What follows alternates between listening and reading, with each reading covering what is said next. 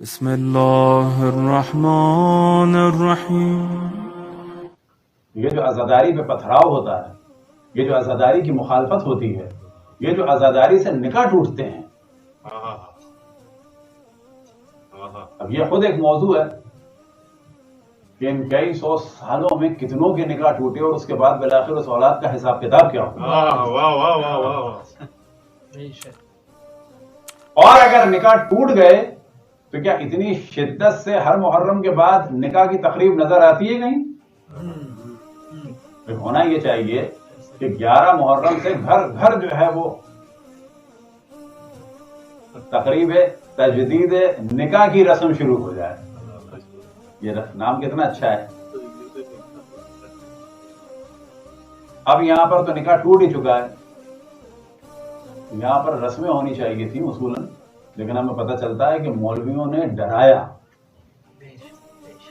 کہ نکاح ٹوٹ جائیں گے، لیکن ہمارے برادران اہل سنت کہ اللہ ان کی توفیقات میں اضافہ فرمائے، ان مولویوں کی باتوں میں آئے نہیں، ورنہ گھر گھر نکاح ہو رہا ہوتا۔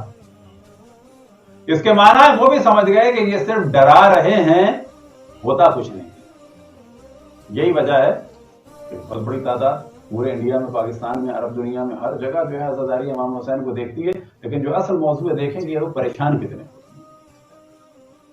تو جب امام حسین کی شہادت سے اتنا پریشان ہیں، مطمئن ہو جائیں اتنے ہی یہ پریشان مولا امیر المؤمنین کی شہادت سے ہیں۔ اسی طرح سے جب امام حسن کی شہادت کا ذکر ہو پریشان ہے، اور یہ بہت زیادہ پریشان ہے جناب سیدہ کے لیے لفظ شہادت کو استعمال کر رہے ہیں۔